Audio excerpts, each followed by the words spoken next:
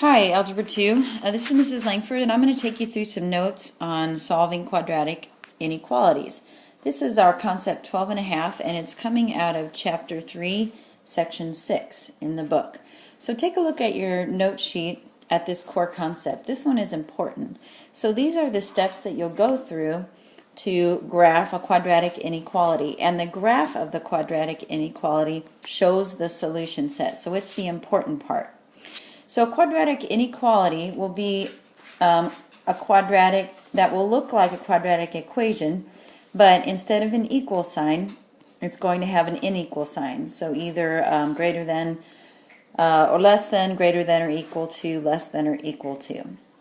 So the first thing that you need to do is we're going to think of our inequality as an equation, and we're going to graph it. So we'll just go through the process that you've done before. When you actually go to draw the parabola, you're going to look at the inequality sign. So if the inequality is less than or greater than, we'll use a dashed curve. If it has an equal to sign, then we're going to use a solid curve. And that's a visual cue to those that look at the graph, whether or not the solution set includes the parabola or not. The next thing you're going to do is to test a point inside, or it can be outside the parabola, to determine which side of the parabola is part of the solution set. If the point that you test makes the inequality true, then you're going to shade the region where the point is. So if it's inside, then you shade all the area inside, showing all the points that would make the inequality true. And then if the point that you test does not work out, then you shade the other side of the parabola. And so parabolas usually have an inside and an outside. All right, let's try this one. You're going to need your graphing calculator, or I would suggest it to make this work go faster. So the first thing you're going to do is write your inequality as an equation, and then we're going to find the vertex. So remember to find that, we take the opposite of b divided by 2 times a. So in this case, let's see if I can get this equation written. And let's try one more time. So we've got y equals negative x squared minus 2x minus 1. So the opposite of b would be positive 2 divided by 2 times a, which would be negative 2. So our x value of the vertex is negative 1. And then if I plug in negative 1, I get negative 1 plus 2 minus 1, which equals 1 minus 1, which equals 0. And I am going to check that. Alright, so yes, that y value was correct, and then I went ahead and filled in my table. So remember, place your vertex in the middle of the table, and then put values around it.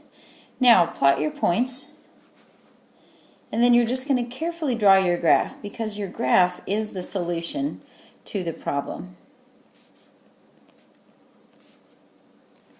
And you want to fill up your graph space. And I'm just going to check my points here, because okay. So when I say fill up your graph space, have your graph extend all the way to the edge of the graph space. And we're going to dash this because if I look, I do not have an equal sign with my inequality. Okay, then I want to know, or I need to know, what part of the graph space is part of the solution. So I'm going to test a point. So I'm going to choose the point 0, negative 5, and I'm just going to draw it there. It's inside the parabola, and when I say test a point, I mean I'm going to plug in my x and y into my inequality and see if it's true. So my y value is negative 5, and then if I plug in 0 for x, I get 0 minus 1. So negative 5 is less than negative 1. And I just asked myself, is that true? And it is. So that means that this point is a solution, but it also means that all the points on this side of the parabola, so in this case it is on the inside of the parabola. So this is our solution region. You can choose any point from this area, plug it into the inequality, and it will make it true. So on your homework, as you practice, you have 3 inequalities, quadratic inequalities, single ones that you're graphing.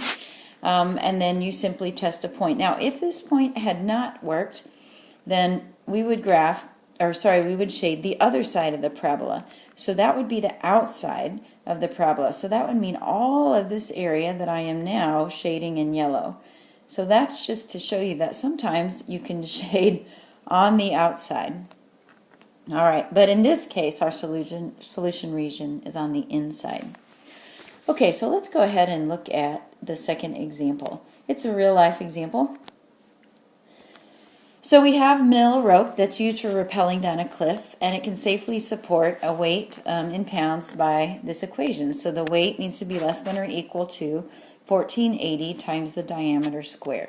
So we're going to treat that as an equation, and we're going to plug in values, but we're going to use values that would make sense.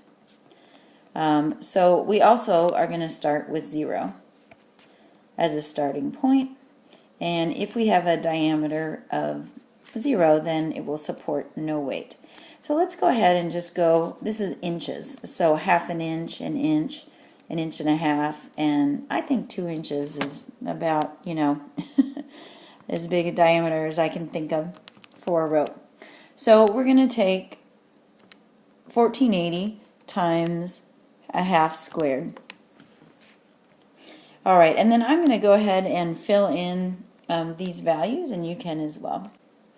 All right, so I got my table filled in, and then I made my graph space to fit the situation and fill up the entire graph space. So pause and do your graph, and you can do it the way I did if you'd like to.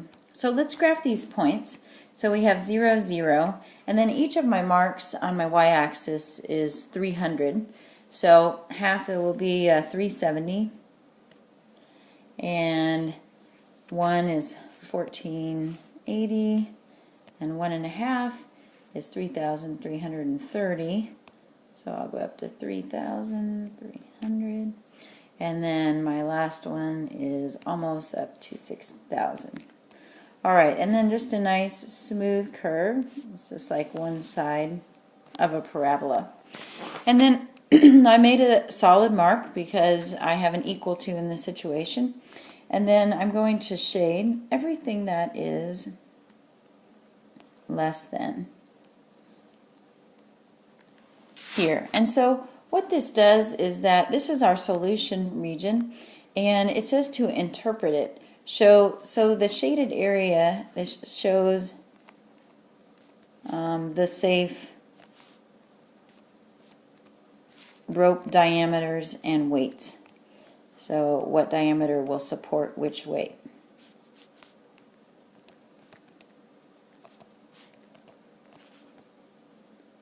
The area above the curve would show the unsafe, so ones where it could not support. So I like this. It's a real life example of a quadratic and looking at some shading with a quadratic. So a solution region here. All right, let's take a look at number 3. And now this is where we're going to have a system of quadratic inequalities. So when you do your homework assignment, you're going to have graph paper that is similar to these graphs that I have for you. And you can use 2 tables, for each problem that we have 2 quadratic inequalities. So I'm writing them as equations. Okay, and I'm going to pause the video and get some points in there, and so I suggest that you pause the video and do the same. Start with a vertex and then work points around it. Use your graphing calculator, put these equations into your y equals menu, and then look at your table to help your work go faster. All right, I've got my points in and my graph space ready. So I'm going to graph the first parabola in blue. So let's get those points. So -2, -1, -1, 2, 0, 3, 1, 2, and 2, -1. So my inequality for this one is just less than. So I'm going to dash this curve, and I'm going to make sure that I extend it through the graph space. because then you don't get kind of your shading areas confused. I'm going to double shade, so I'm going to first just test a point. I'm going to test 0, 0 with this. So meaning I'm going to plug in 0 for y, so I get 0 is less than, and then negative 0 plus 3, and that's true. 0 is less than 3. So I'm going to shade on that side of the parabola, which is the inside of the parabola. Now I'm going to graph my second parabola in red. So I have the point negative 3, 0, negative 2, negative 3, negative 1, negative 4, 0, negative 3, and 1, 0. And then on this one I'm going to use a solid curve. I'm going to fill in. So I'm going to extend that through my graph space. Greater than, so I'm also going to test 0, 0. Don't have to test that, but it's a very easy point to test.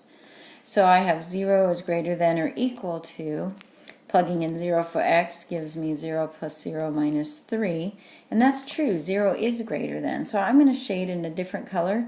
I'm going to shade in this light blue. I'm going to shade, I need a lighter color. We'll do this green. Okay. And so our solution region is going to be the double shaded area. And I'm just going to draw attention to it. It's right in here. So I could pick any point in this shaded area. I could also pick any point on the solid curve, and that would make both of these true. I could not pick a point on the dashed parabola curve, because that would only make one equation true, not both of them, or one inequality true. So when you're graphing inequalities, you can double shade, and the double shaded area is your solution. If you prefer, you can just wait to shade them both, figure out what area is going to be your double shaded region, and then shade that area. That's just up to you. So now you have what you need to know to do your practice. So you need to look at those problems that I have online in the PDF on Canvas, get some graph paper, and maybe some colored pencils, all right, and just have at it.